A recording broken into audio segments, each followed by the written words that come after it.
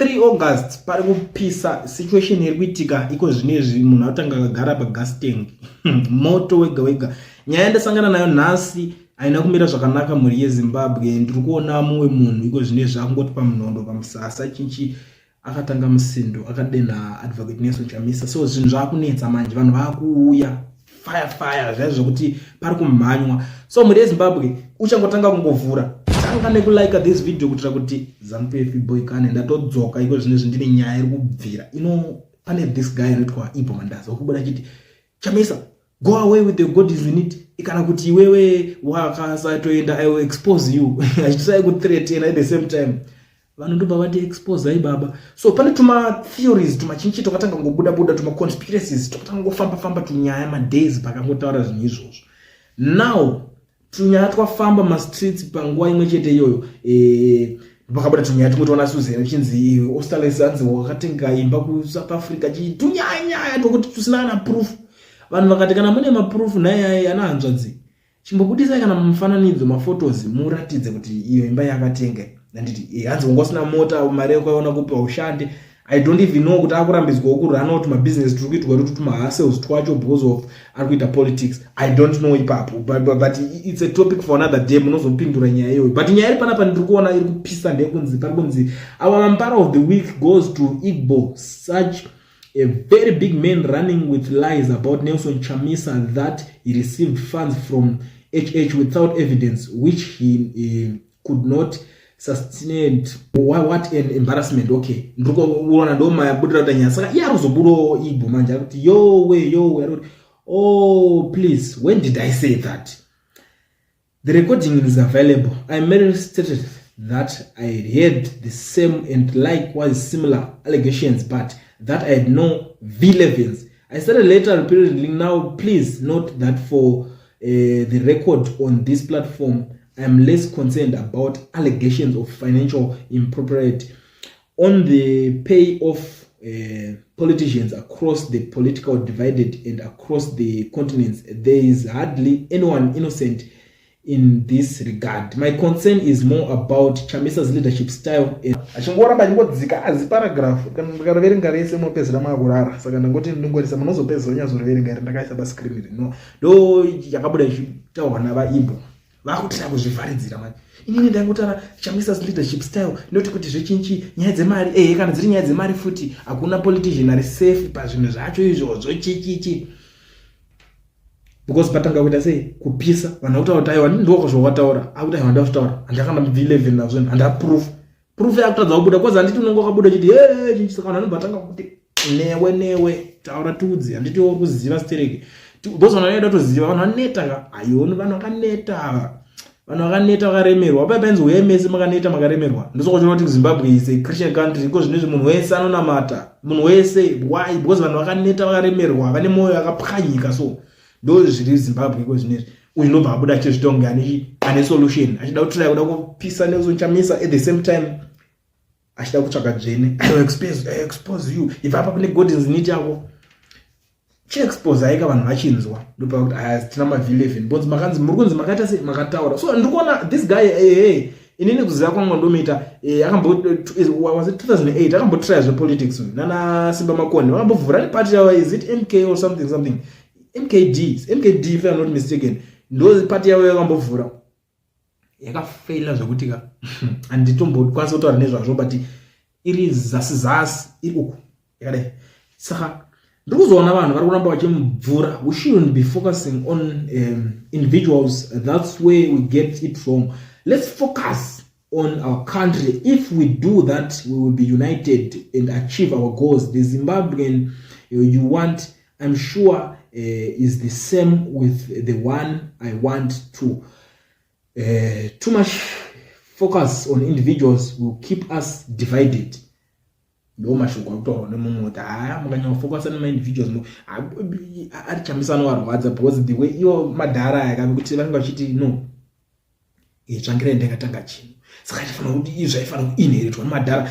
Most of the times vanonyazoziva chinhu system inoitika kuZimbabwe vakawana mufana uchidika chibudira kuti mufana mudichiko asitakura pfungwa dzavo dzakaprograma zichinzi kuti ubudirire unofana kunge wati kurei wati endei saka vanenge vachiti aiwe mufana mudiki hapana bando ratira kumudzira zvese manje Chamiso. Saka iye manje akavaonera kudhara kuti aiwa kana iye vachida kundiudzira vanofanira kuvavhurawo avo mapati vakaranawo vakamboita something iri successful ndozotanga wateerera iwe wakwanisa kuteerera munhu wokuti unomukunda kurarama ka for example iwe unganzi uri kutoudzwa advice nemunhu wokuti iwe unoona kuti urarama better kana 10 times better than munhu iyeye obva wanzi munhu iyeye ari kukupa advice kuti uiteerere yeupenyu unongotaura kuti zvakanaka advice yenyu yamutaura handisi kuishora handikwanisa hangu kuitora but handisi kuishora but chimbotangai mashandisa advice iyoyo yenyu kuti muite sei kuti mubudirire simple but umwe ari kuzobuda pana pari kuti the way you worship Chamisa is seeking iron. It's not like vanhu vari kuworship Chamisa but vanhu vari kutaura chokwadi but imi muri problem yekuti kana musingamudeka makada kumataka vanhu vakabuda vari because vanhu vanemese munopfungwa dzinodhonza zvakasiyana umwe ari kuti dzimwe dzinoenda dzakadai dzimwe dzinoenda dzakadai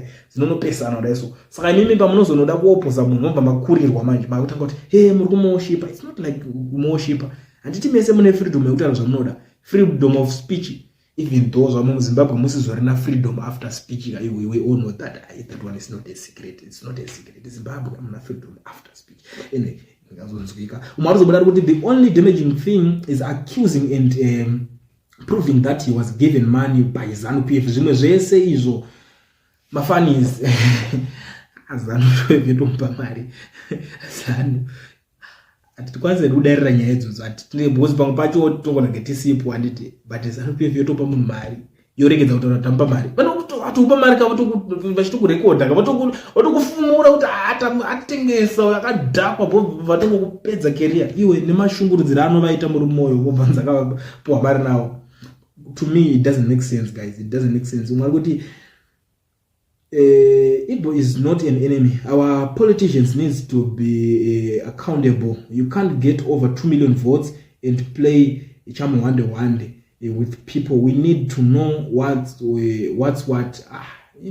Zvonetsa zimwana kuti munzwe munhu anenge ayinoti mungamuzati maredi saka kana ndinyarara yakuni mashoko angu kana unopezera kuti mangada uningina maodo munonyimba dzidza kama kutsizana kuti naro munhu achaje kudzidzisa panyana unoti kana ndonyarara kana maredi chakuudzai but kuona munhu atonyarara unoti apa kupisa apa kunetsa kana siya nazvo zvimwana kuti we came across such in our journey. Forgive him. Alcohol can cause this. Please forgive him. Mwari kuti doro kudhapa munombo mwire chiko tumbuka muchida kuya pa platform muno musaenda pa platforms makarowa tumbuka totoya kana tingoti maningirikini unoherereka upeza kutora zvisina nebasa rese vanhu vanopezera kuningirira wako kushaudha manje wako the useless old man asizobude zvakanaka manje because ende unongori munhu kuti unofanira kunge utori uri respected wakutonzi uri useless azvibude picture kanaka ngori that's why Mbalula once banned him from holding a public talking essay.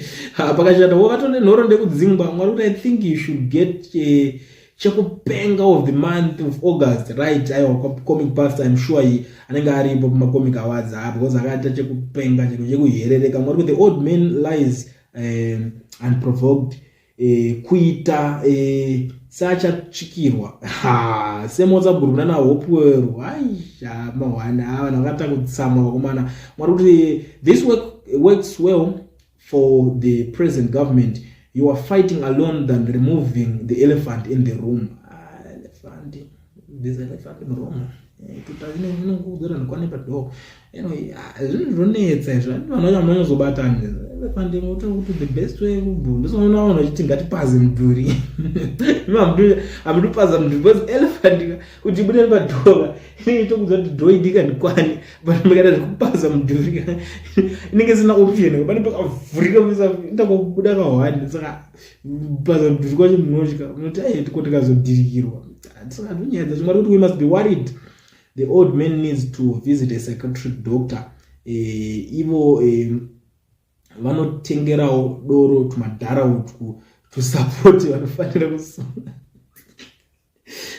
Ivo vari doro rakatoblema omara it's not about doro inangu anibone ngoti doro rakapinda apa munhu angatori so bomani mwari this guy is on business too. How and where does he get his funding to fly around the world living in luxury hotels? He is singing for his dinner. Wake up yo ndakambonzwa kuti anza akambengarusewo inangu ndozvo ndakambonzwa according to Baruma zachinzi saka kwaangambori koko kwaitombopinda achitomboshandashanda paasosiswa basa. I not knowing kuti masosisi acho vaitaura vanga vaitaura chokwadere but ndozvo nyaya dzimwe dzandakambonzwawo zvangu mwari kuti saka ndozvo vanoti expose here izvozvo aiwawo now I begin to believe vanhu vanoti kune ma-educated fools, and I now believe Mandaza is one of them, including Mutesi Jonathan. Zimbabwe imwe one nyaya ndinoona ida kugadziriswa muZimbabwe ndoti munhu akasabhilivha zvonodaiwo sazofambise pfungwa kuti anopenga anorwara, because munhu haasi kubhilivha zvoti zvori kuda, but it's a topic inotomboda nguva, panotomboda time chaipo patomboonesa kuti munhu akasafarira zvokufarirewo hazvida kuti anopenga kana kuti anorwara, vachingomusiya yakaita sei akadaro mwari kuti exactly they are trying to make the whole thing about allegations of misappropriation of funds to try to discredit questions about Chamisa's leadership style.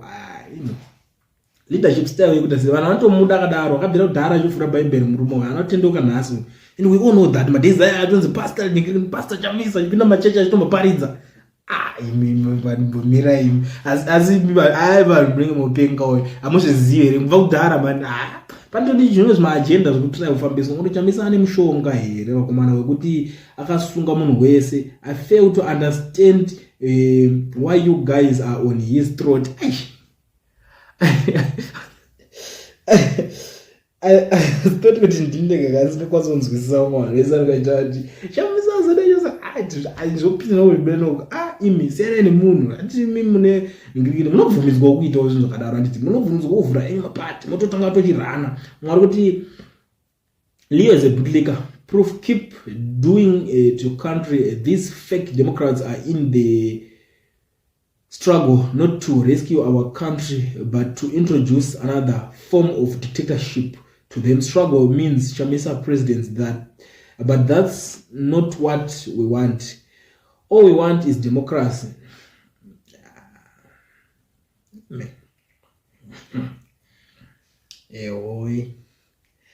Yeah, the democracy dzika. What I know in because maybe problem at the end of the day you are doing absolutely nothing. What I do to push for democracy, watch and ma to take na Chamisa na support, but mimi kuti muchitsumuka muchitry something better than apana chamurikwanza kuita. Most of these people kungo shauda, and what I believe tikatarisa pa vanhu bese vakavhotera Chamisa tikada kutarisa vari maded vari kutopengereka kuti why tikada kuverenga chaizvo manumbers echaizvo vanogona kudarika kana 2000 kutotadza kudarika number iyo. The rest vamwe vakavhota vakatongoti abort chazonzwa naiye kana akuda kuita zvakada kuita ava vanhu vanengekina vanongobuda chingoti wawa vamwe vanhu vaive kuti because anditi for example mufanira kuziva chimwe chinhu chikuitika guys chekuti muZimbabwe munomu Zimbabwe nekukura kwaikaita is almost 20 million yakunosvika ku 20 million vanhu handiti, but kwakavhota vanhu vanosvika kumakusuma 5 million iko ndo mavhotsa almost 5 million ndo vanhu vakaita vakavhota. Saka the rest 15 million hazvishamise kuona vanhu vari kuninga all we want is democracy.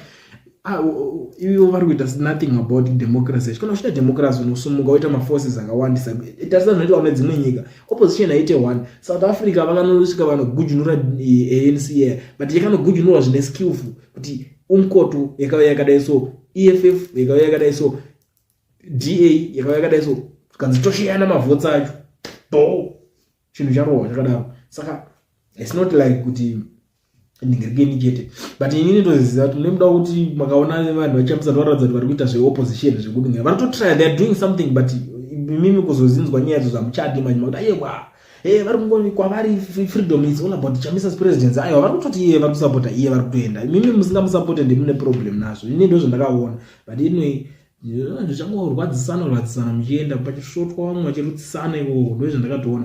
Ibo you are looking for political currents the wrong way. Imi semapolitician afunga kuti kanza akamira muballot ndingonzovhotera ena ndivhotere type dzese. Honestly zvangu inini ndakazvimirira andoona mudara andimbovhonda kuvhotera ngo inini ndingatovhotera young generation ivavo vacho mutotuka ivavo is better. Ndikatonesa vote iko kuchero makati mwari kuvhura bhaibheri zvina ndivhote futi kubhaibheri ko pamwe zvichida mwari wangu kunzwawo pane zvinochita muupenyu anditi ino chero makati ndiri biased ndikoko. Mwari kubuda ari kuti Chamisa has pretended is presented to you with a chance to lead and showcase your own skills. Mobatana nana Jonzo Hoshman na friends mikuta seko umwe mudhare yona hope dambudziko renyu munoona vanhu vese kunge vana venyu uye kunge zvituta right. Imwe nyaya iyo ndakamboitaura, unoziva kuti pane madays pepe huko pakabuda paitendera madays ana Jinimbi nana Passion Jaffe chinzi youth we are unfocused youth busy kutarisa ana Jinimbi, yeah Jinimbi is worth what, and I was like unoziva kuti it's better kuti utotarisa vanhu vacho kuti Jinimbi ngari kupisa patown ka utosara une inspiration wotoita shungu wotobudirira muupenyu than kuteerera nyaya dzako dzokutaura tite noise dzenyaya dzepolitics.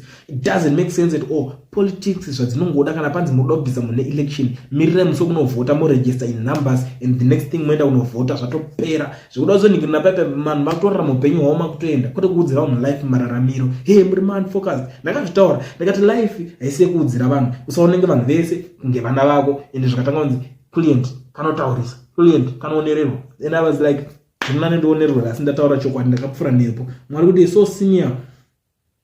Should I also say I heard someone saying you were paid a huge chunk of money to sabotage Chamisa, but I don't have evidence. Tsangofanana nezvozvo for sure. Ndongobudawo nekuti uyu ari kunzi akaningirina zvinhu zvachazviita mwana madhara yanga anyara zvimwe zvinofanira kunzwa kunyara mwana aiwa mwari kuti get away mudhara iwe until you have evidence. Shut up and focus on perhaps resurrecting your own failed political career. Akatadza zvepolitics but anyway one thing chandafara ndechoti maZimbabweans havasi kumupa chance, vari kujamuka vari kuvava. Muri yeZimbabwe panonzwa Kulian TV kana uchingosvika pana first time yako like this video kuitira kuti ZANU-PF iboyikane ndati like this video kuitira kuti even ivo vana Igbo vari kuda kuti Chamisa abve ngavaboyikane futi like this video kuitira kuti vana ngiriki ndana hope ndana nevamwe vese vari kuti hey ngambochinjwa ngavamboboyikana futi like ira kuti zvishotwe tobva tasangana in the comment section.